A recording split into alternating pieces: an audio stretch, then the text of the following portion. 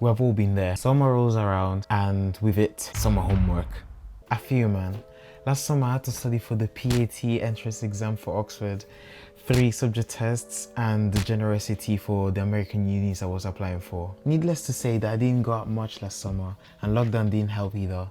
Yeah, I imagine I did that to myself, to be honest. But from last torturous summer, I've learned 2 key lessons. First of all, you can absolutely not study for 5 exams in a summer.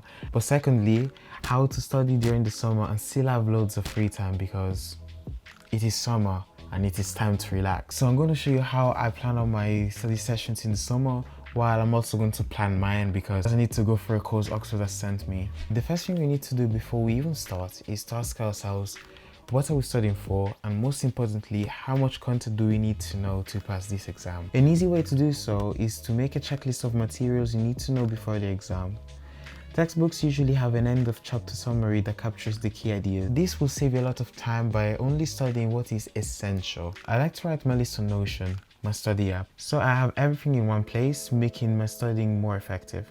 I also make notes in Notion, and air quotes notes because I actually don't take notes. And if you want to know how I still got into Oxford without making any notes for my A levels, comment down below, because I actually want to make that video and I want to know if you guys are interested to know. Okay, next thing we need to do is to gather our resources, so I'ma go grab my books. You need to find resources where you can study from. These can be textbooks, courses and past papers. If you're studying for an exam, it is also crucial that you find where you can source past papers because you need to test yourself and also make yourself familiar with the exam language that the exam is going to use for the questions. And now with all of that sorted, the next thing I need to do is set a framework on my calendar. Check what days you're free and see how many days you have to get through your content. Take into consideration other commitments and days of rest when planning. In my case, I'm working every single weekday apart from Friday, but I want to go play football with my mates on Sundays.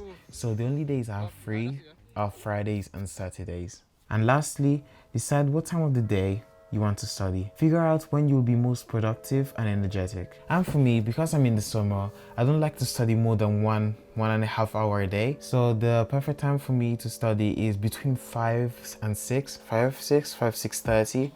That time in the afternoon is the best time for me to study because after that, I'll just go in the park and have some fun with my skateboard. And that's it, to be honest. And again, I use this technique to study for my Oxford entrance exams, the PAT for engineering.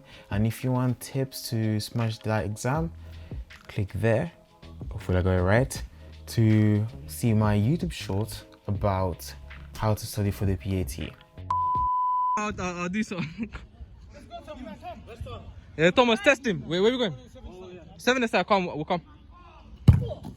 Oh, I will delete that one, yeah?